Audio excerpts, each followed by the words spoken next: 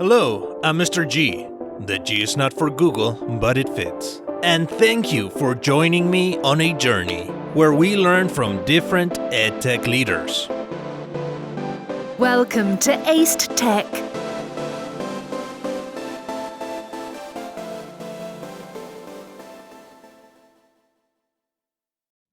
Hello, everyone. I am Mr. G. Unfortunately, the past few months, the pandemic has affected everyone in some way. Personally, I have been affected in other ways throughout this year. Not all of them bad. One amazing thing that happened to me was that I was able to complete the VIA 20 Google Innovator Academy. Nevertheless, there are different ways that this year has been very impactful in my life. Although my show is in hiatus, it is not over. Here is a show where I recently was a guest, and I am thankful to the hosts for allowing me to post it in my show as well. Without further ado, here you go. Let's tech about the aced topic. Hello, everyone. Welcome to Chat with Sandy and Karen. I'm Karen Jackson and Sandy Bensal, and we have our guest today, Mr. G. Carlos. Welcome for our chat. Thank you for having me. So, how are you feeling today, Carlos? I'm doing awesome. I'm sure that Karen, you've seen what's happened to me in the past few weeks, but I can say that right now I can appreciate life a lot better. Oh, that's good. Yeah. It's amazing what a couple good health challenges will do for you to make you appreciate what you have and just kind of waking up every day, you know? Yes, ma'am. Makes a difference. Yes, sir. So let me just I'm going to let you know. I'm going to describe how I met you, and then Sandy, we can talk about your innovator experience a little bit, and then Carlos is going to share. It looks like a little bit about his project and about some gamification he's working on. So when I became an innovator in 2017, I was afterward, we were mentored. There were other innovators that walked with us through a project for a whole year. And I had such a good experience that I wanted to be someone else's mentor. And in order to stay connected to the Google Educator program, I joined a GEG, a Google Educator group. And the only one at that time was one way down in South Texas. And I live in Central Texas, which we're in the same state, but we're hours and hours drive away. So I met this guy named Carlos, and he was a pretty on fire guy for education and Google. And when I signed up for the GEG, I just really enjoyed the teachers and the caliber of discussion they had and the projects they talked about. And so I guess I've known Carlos for about 2 years, maybe. Just about, yes. Yeah.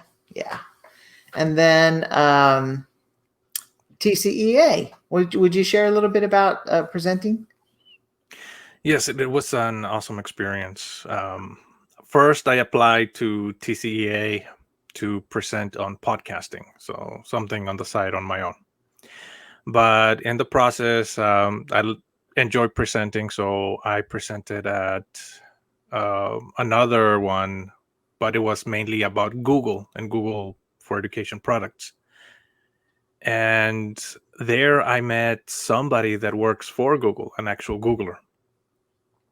So she invited me to TCEAs that I would present. I applied, and my application was on Jamboard and how to use Jamboard in general, because Jamboard at that time was very new. and there was nobody was really presenting on it, so I thought that's my way in, right? So I ended up presenting two different times at TCEA, one for Google at the Google Theater, which was pretty awesome, and one in a different location. So, and there Karen was helping me, which was pretty cool. Thank you. And my phone is Yeah. talking to me because I said Google. It was pretty awesome experience. It was a volunteer situation, so I volunteered to be at the Google booth, and Carlos was presenting at the time. Sandy, were you going to say something? I just said, Karen, you are a helper. You're out there helping everybody. Well, I just love it. I love seeing other people succeed. It's pretty awesome. I get as excited as if it were my own project. So I think that's what I kind of live vicariously through people. Awesome. Yeah, you're awesome. Oh, well, thank you. Of course, more. And modest too. Yes, that's height of modesty. So what do you want to talk about first? Well, how about Sandy says her innovator project, and then I'll jump into mine. Okay, yeah. So I also became an innovator in 2017. Actually, that's where I met Karen. My project was actually I was a language teacher then, and my project was that I was typing in the same words, giving the same feedback to all the students, and I wanted to make a shortcut for that. So at my mentor, the one that was recommended, said he knew programming, but actually when it came to it, he knew nothing. And then I never heard from him, and my project went down. But luckily, I met two other innovators whose projects were also going down, and together we came up with an idea about digitized Wonder Women. How to,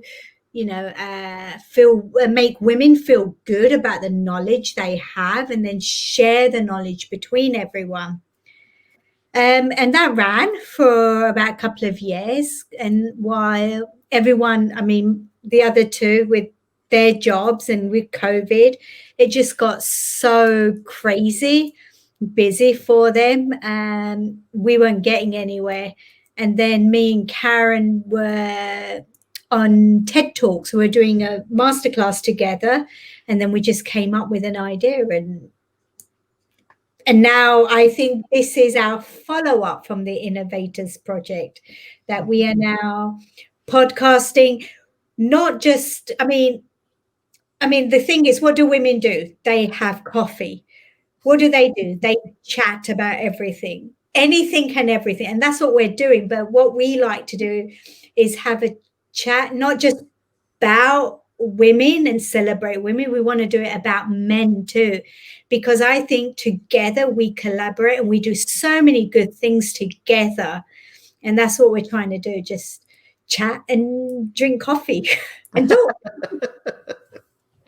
Yep. Coffee sounds good. Cheers. Take time to sip.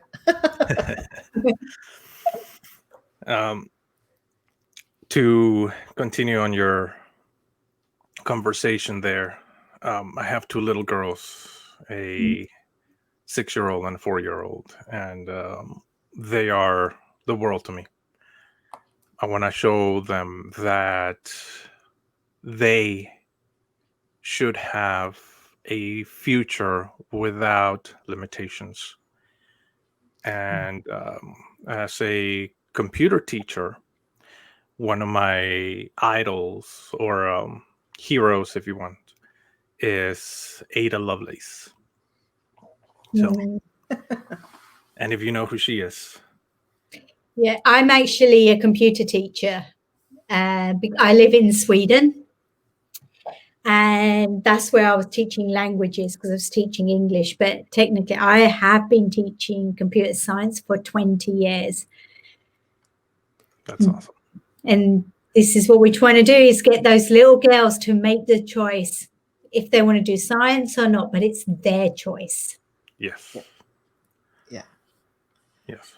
Well, that is so cool that you mentioned your children. That's what it's all about. That's why we're here, and that's, as educators, it's important that we can we'll model all the time. Like everything we do, we need to remember that our children are watching us, whether they're our biological children or not. I mean, our students are watching us, and we can encourage them every minute. So I appreciate you mentioning that.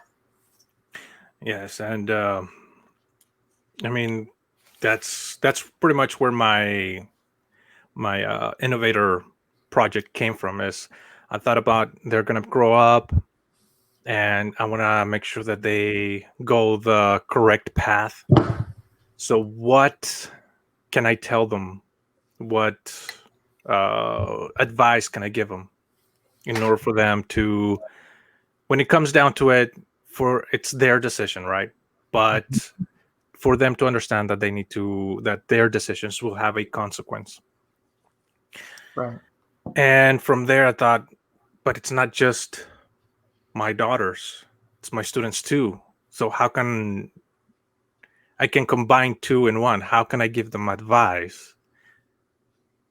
And then it went from just how can I give them advice to how can I give advice not just to my students, but to future or the students that I had in the past before.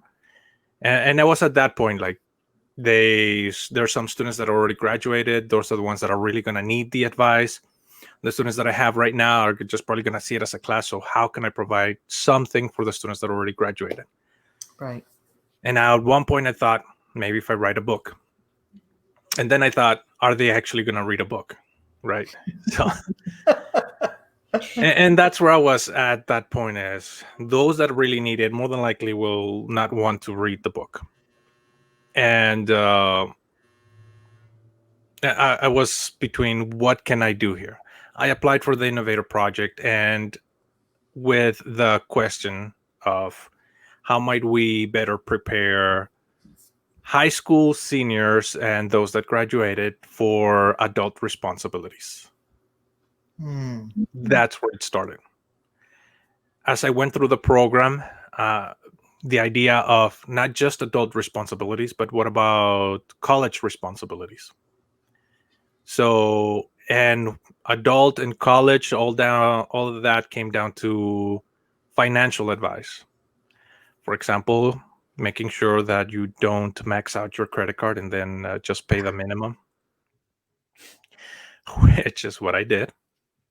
And for a long, long time, I was in debt. I can say that starting next year, I will no longer have credit card debt.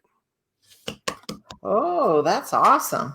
Yeah. Yes, a big step for me, and that's something that that's part of where my passion for this advice for my daughters, advice for my students, because of a bad experience I had as a result, and all had to do with financial, right? Understanding what is being financially independent versus always trying to achieve, getting a bigger paycheck each time. It's not so much about getting a bigger paycheck, but being financially independent, whether you have a small paycheck or a big paycheck. Right.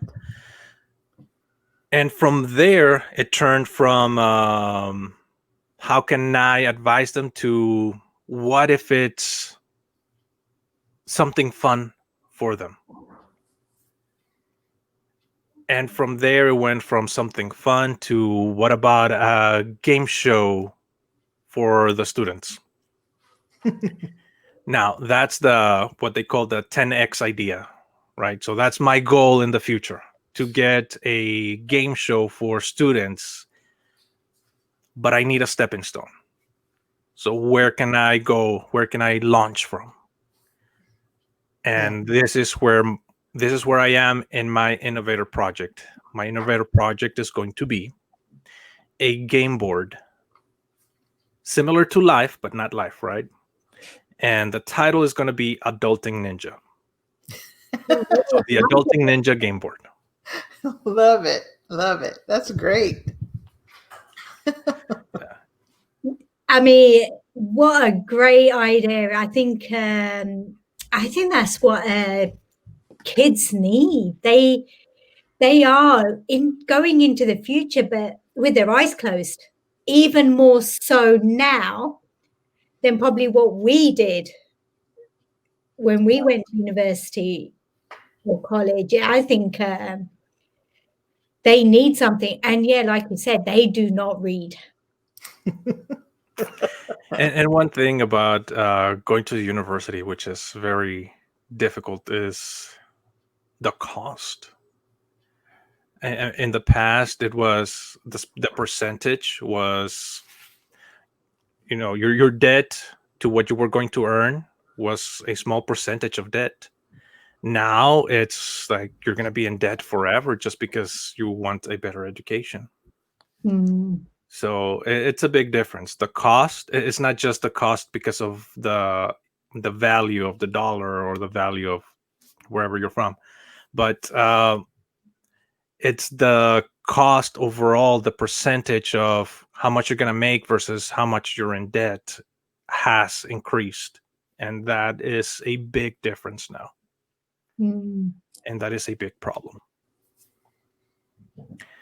Yes. So awesome. Well, I think that that's actually way back in the Stone Ages when I got married. My husband told me, he said, you need to find out what your career is, so that if anything ever happens to me, that you have something of your own that you can continue on with. And I just really respect him for that. And I know that a lot of students now are, especially in the last year, they've been at home and they don't have connections. They don't have experiences where they can meet mentors and, get out into the world to practice their skills, to practice, financing and being responsible with their money and things like that. So, I think it's going to be more challenging now in the time of COVID. Of course, again, everything's more challenging, but to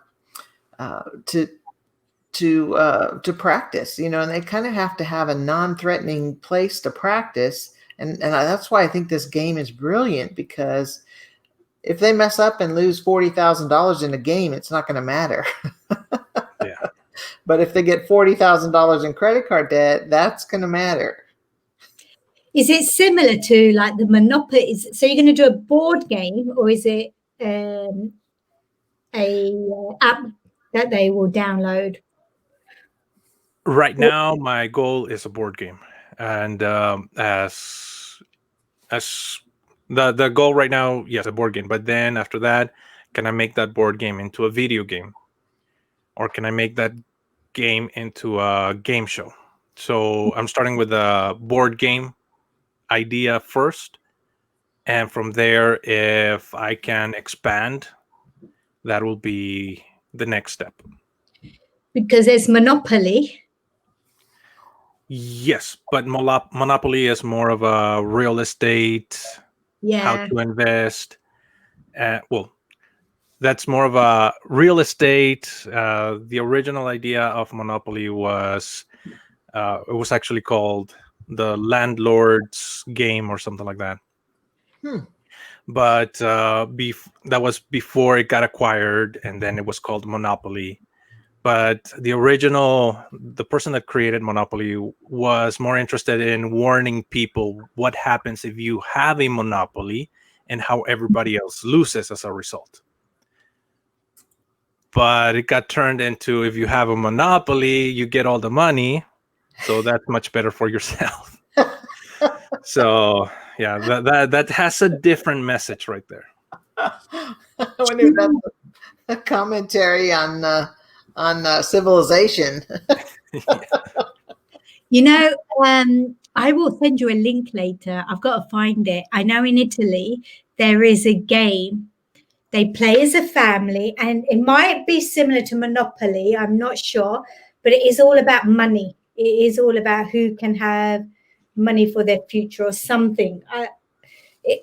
I've not heard it in the English games, but definitely an Italian one. But I will send the link. Karen, remind me because Yes. my brain's a sieve. Will do. That's cool. Yes, that sounds awesome. And that the more board games I play, the better of an idea how I want to create my board game in the end. Yeah, that was one of the best projects I had, and it was actually an English class. We had to create a board game about the books we were reading, which was pretty interesting. It was a fun project, just creating the game, because of course, my teacher was very wise. We had to do a lot of research, but it was a fun project. I love games. Games are great. Speaking of board games, there's this website called Flippity.net. Mm-hmm. I'm not sure if you've heard of it. I've heard of it, but I haven't spent too much time on it. Okay, it does have a board game idea to that. So you can see that there's allow me to share my screen. That way you can see what I'm talking about. Okay. But it's fairly simple. It has the pieces. It has the squares. It has a die. So I click on the die, for example, and then it has right here some cards. So using Google Sheets, you can create a board game. Real simple. So when it comes to, for example, that English project that you mentioned, it doesn't have to be just a concept in your mind. You can actually create it digitally. That's awesome. But that's not what I'm here to talk about. I'm here to talk about something else. Okay, so let's get to it. We're warmed up now. All right. Show you what the board game we're playing this Christmas. Pandemic. Ooh. Whoa. That looks interesting. And it's not about who wins. It's about you as a team that are going to win together. Oh, nice. That's cool. Have you played it yet? No, it's still we're going to open it up. This is our Christmas thing. Oh, cool. I won't tell anyone. Okay. Well, yeah, no one listens to this progress. Fine. That's awesome. Awesome. Okay, Carlos. Yeah, I was gonna comment on that. My little girls are 6 and 4, so it's kind of difficult which board games I get to play with them. But yeah, it's very limited. Candyland, I think. How was it? Candyland, probably. I haven't tried Candyland, but Snakes and Ladders, for example. Yeah. It's very basic. Guess who? Guess who? Yes, with my 6-year-old. I don't know about my 4-year-old. I wish my kids were that young. Yeah. Okay. Right. So what I created, and this was something recent that I just wanted to see what can I do with something as simple as Google Forms or Google Slides. And the one thing that Google Forms and Google Slides has is this thing, this conditional. If you do this, then you go to this location. So my idea was, can I create a choose your own adventure game using Google Forms and Google Slides? Depending on where you click is what's going to happen next, right? So at first, you know how breakout rooms were popular. And that breakout room turned into Breakout EDU, and those were popular. And then there started to this trend of it's too expensive for a Breakout EDU. What about making it digital? And somebody came up with the idea, can we create a digital breakout room using Google Forms? And normally a Google Forms, if you type a password on Google Forms, like you create a password field and then you'd use the conditional, or what is it called? Not conditional formatting, that's Google Sheets. I've been working a lot with Google Sheets lately. It's, well, let me open up Google Forms because I quite can't remember what it's called. But Wow. in Google Forms, there's this thing called where you Oh, check if the based on your response, go Yes. to a certain section. No, it's like a password thing. Oh, And I thought I knew it by memory, but apparently I forgot. So you can create a password using Google Forms. The problem with that, and it's called response validation. There we go. oh, In Google Forms, there's something called response validation. And if I change it to text and contains, so the text must contain the password, right? Mhm. And that's normally how a digital breakout using Google Forms would work with passwords, because you need to find out the key Oh, yeah. to move forward. The problem with that is that you can easily hack a Google form to find out what the password is. And I mean, if you don't know that that's possible, then of course you'll never be able to find out how to hack it, right? But if you just understand that you can hack the password in a Google form, I'm sure there's somewhere out there a video or an instruction that says this is how you do it, and it's 3 simple steps. So that's not so much of a board game. Excuse me, that's not so much of a game to be able to play, because all the passwords are in the Google form either way. You just need to know where to look for it. Side tip or side note, during our VIA 20, there's this breakout that we're supposed to do, right? And it was digital. I had no idea how to solve it. Like a few days before it was due, somebody told us, or it was supposed to be in a group, right? We're supposed to solve it in a group. And somebody said, this is the answer for the first question. Oh, that's no fun. We're supposed to solve it in a group. So somebody said, this is the answer for the first question.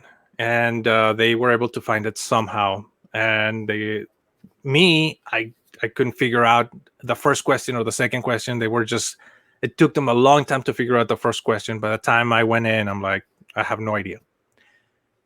So I'm like, okay, I know the answer to the first question. Let me look at the code on the website.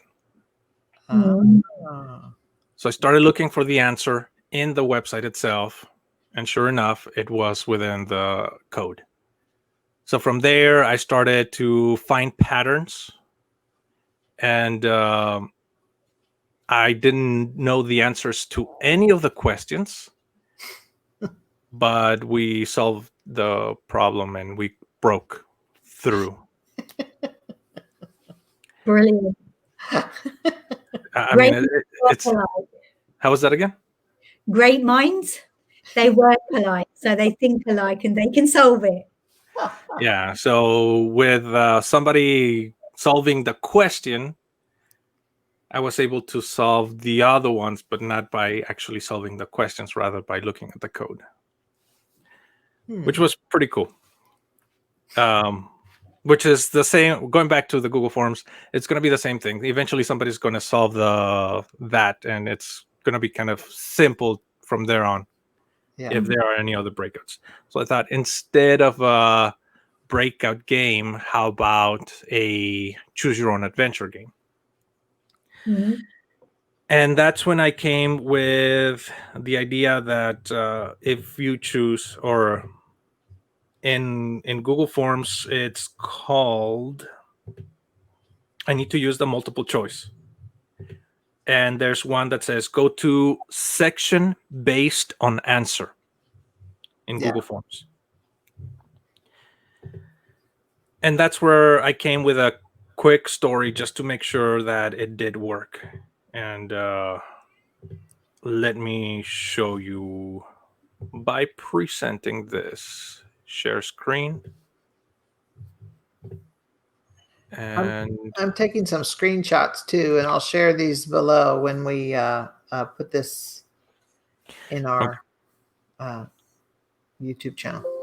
all right. I'm going to try to be as descriptive as possible for the audio listeners only. Okay. But as you can see here, here's my my Google form. And I called it Teacher Alone. It's a story, and it's a second person point of view. So the story is about you. And it starts with, would you like to enter an email address? And then it starts with a story. And notice it says that email address not required, but it's part of the story. So it starts with a story that, are you tired? And then you suddenly wake up. And what should you do? Should you take a shower first or turn on the camera because you're late to class already? So this is where I continue. The next thing is it tells you not all the students join, and it gives you a little story as to what's going to happen next. But you have this administrator waiting for you, right? And you get in trouble as a result. And what should you do next? Like in this example, it's time for a break. So I move on to leave the camera, and it takes you to something else entirely. Break is over, and then something else happened. If you didn't had a hard enough, you get an email with a memo, right? Because you were late to class. And then you see the memo, and it says, this is what's going on. It has been a very frustrating day, and now either you work on your lesson plans or you take a nap. Because it's part of being a teacher, right? That's great. And then you, like, for example, right now I decided to work on my lesson plans, but I'm very exhausted. So in the middle of it, I pass out. And then I hear a sound. You wake up, there's an alarm. And the alarm is your house alarm. You're not sure why your house alarm is ringing. But you know the passcode. Oh, wait, what's that passcode? It's the birthday of the first computer programmer. So this is going to be one of those breakout rooms things that I talked about earlier, which if I just type whatever here and I click next, it says wrong 8-digit code. I'm not going to bother Googling who the first computer programmer is, and I'm not going to bother figuring out what her birthday is. Instead, I'm going to go what I did with pretty much anything else that I'm trying to hack.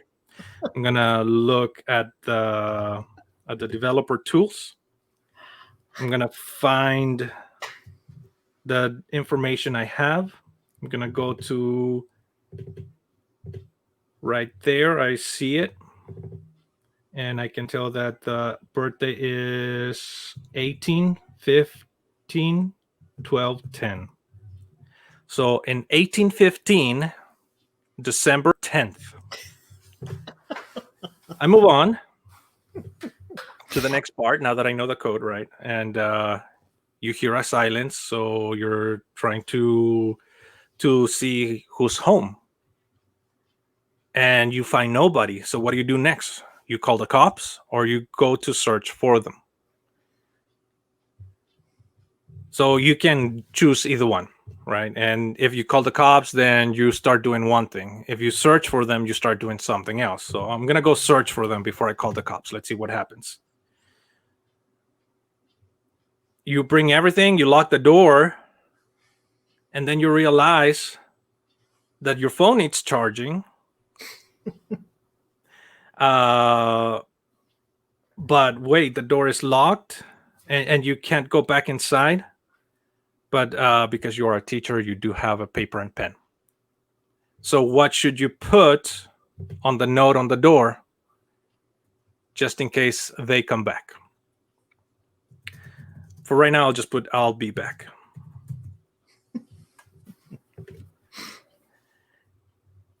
And then the light flickers, and then the lights go off, and then you see a shadowy person in the distance. What do you do next?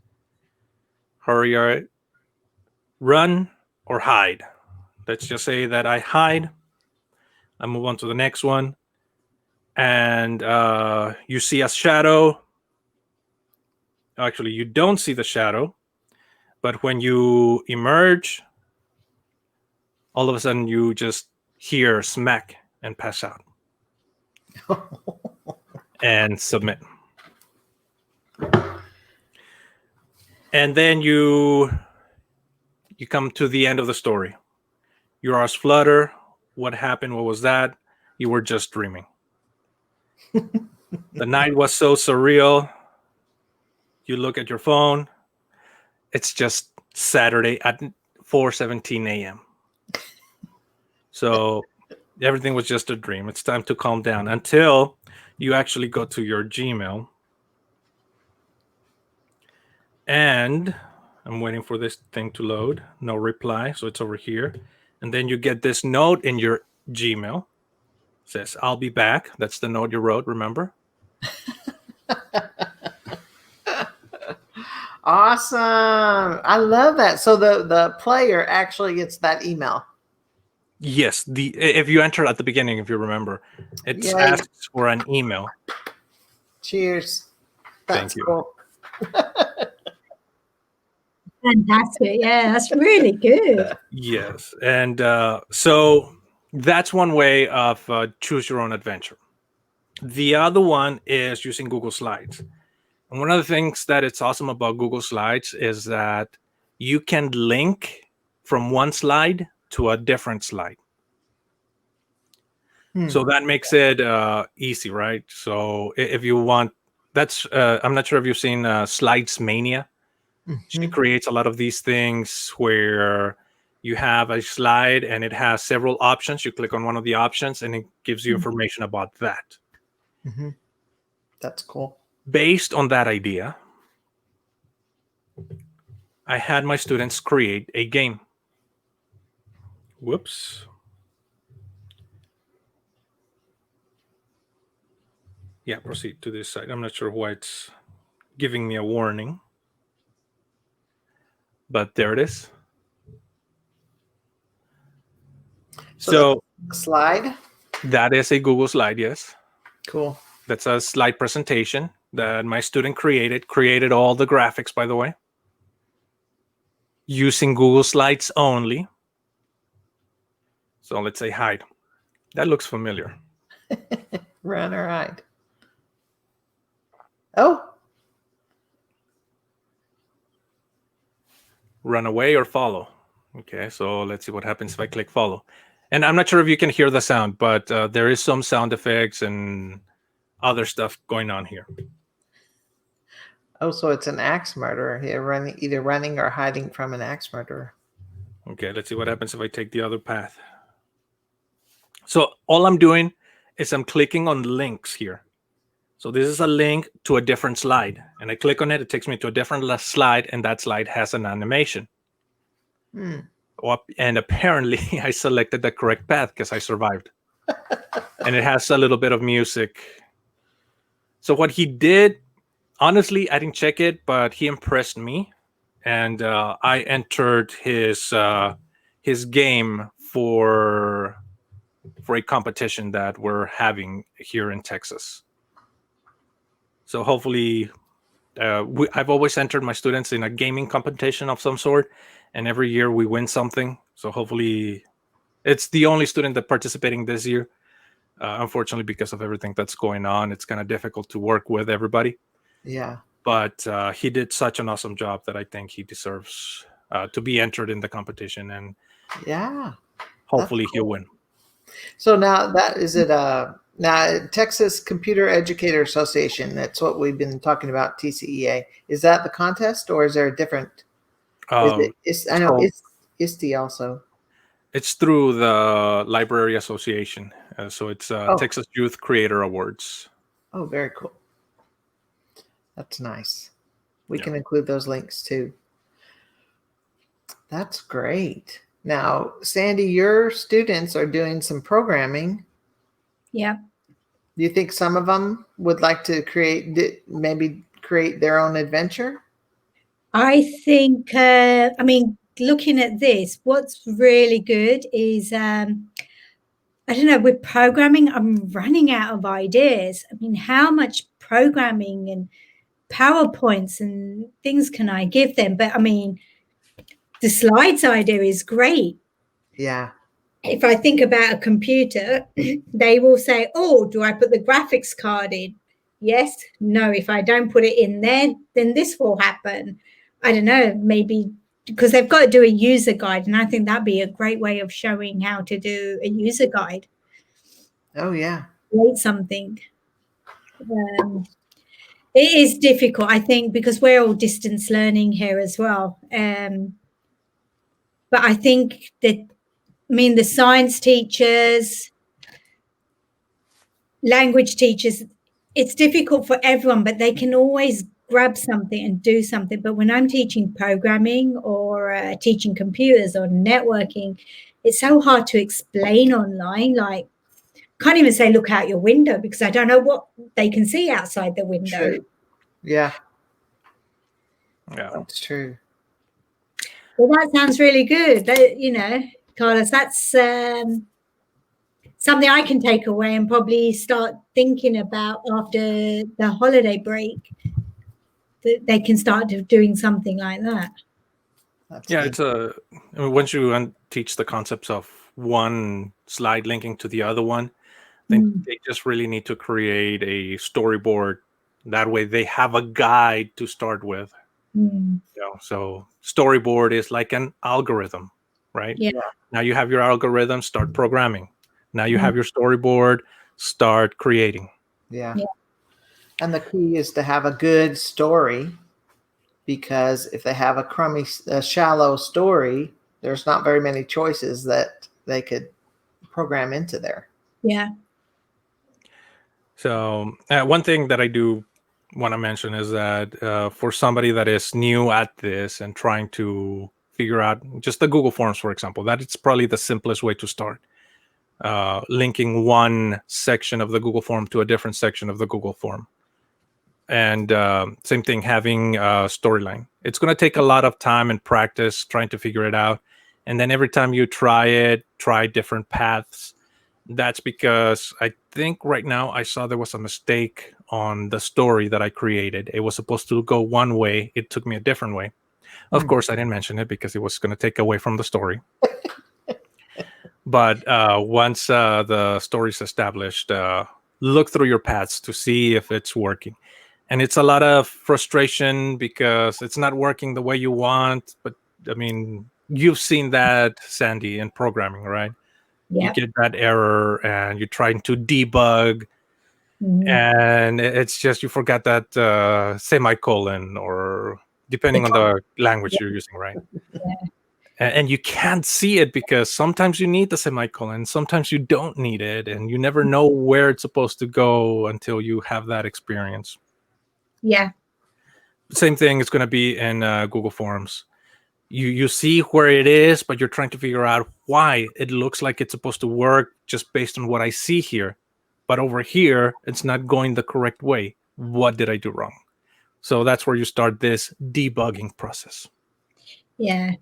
And I think it's a great way of showing that, in programming, these are the problems. It can be very small, very big, but then now go and look at it. It's like a needle in a haystack, sometimes.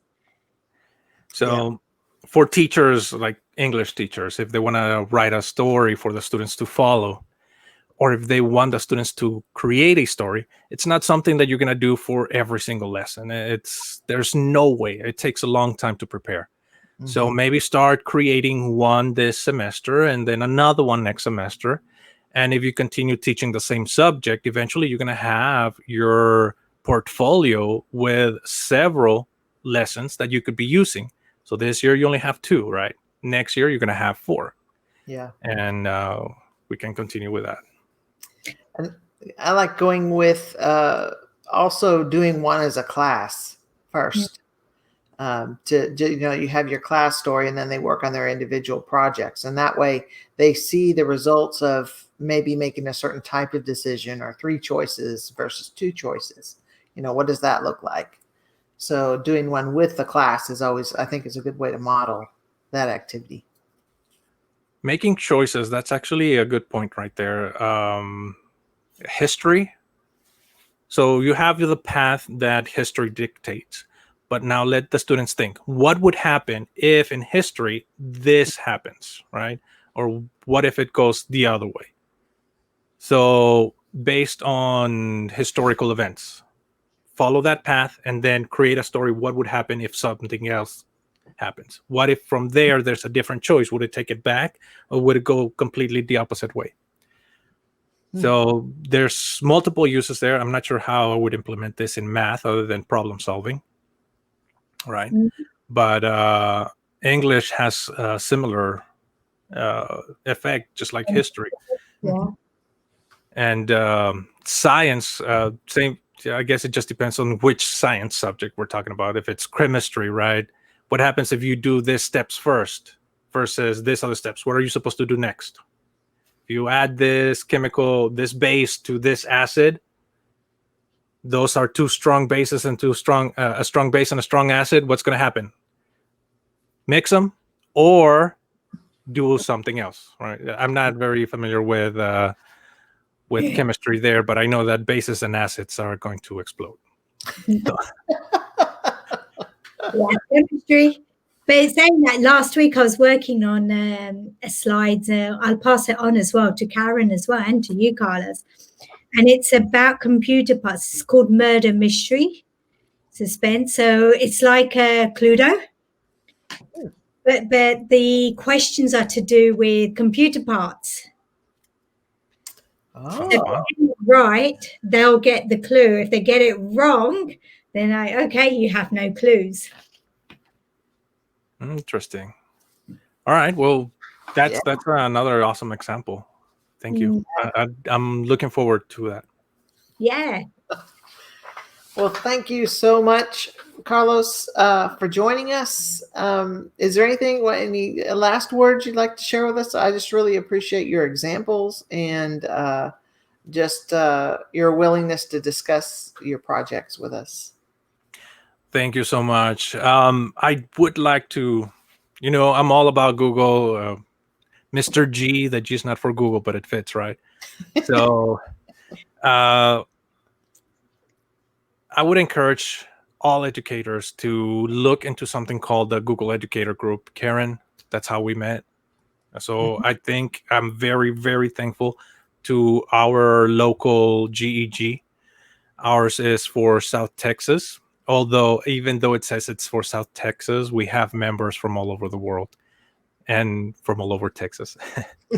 So it's not just a GEG that is exclusive to that location. I'm sure any GEG that you request will be more than happy to have you in. If you want to be part of the South Texas group, you can always visit geg.soutx.us. And there's some information about the group and how to join if you're interested in joining the group. We're going to have a really big remodification of our group. It's moving from one system to a different system so that we can communicate better with each other. We've been having problems with communication right now, so we're moving to a different system for better communication. Yay. But other than that, I mean, not just my group, join any. There's a global GEG that you could be joining as well. So look into your local Google Educator group. All right. Awesome. Great, Carlos. I'm so excited about your project. Hopefully we can have you back on as well. And you can tell us how you developed over the year. It'd be so exciting.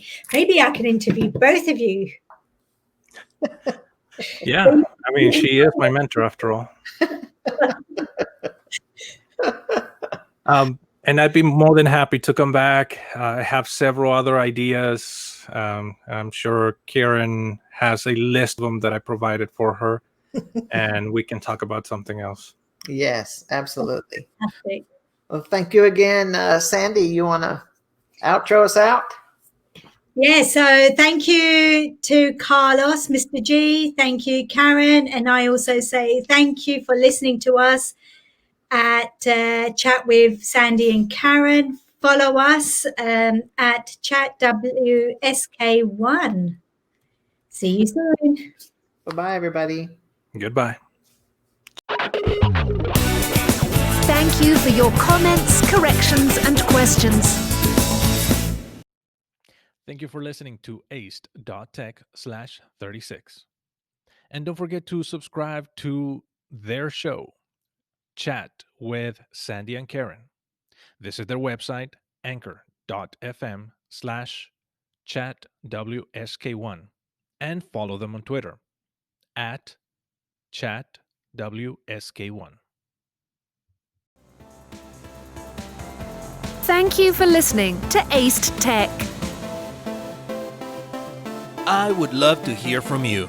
Send me a message on aced.tech/feedback, where you can record your voice, tag me on Twitter, or call me to leave me a voice message. If you enjoyed this episode, subscribe on the Google or Apple Podcast app, or anywhere podcasts are found. I'm Mr. G. Cheers.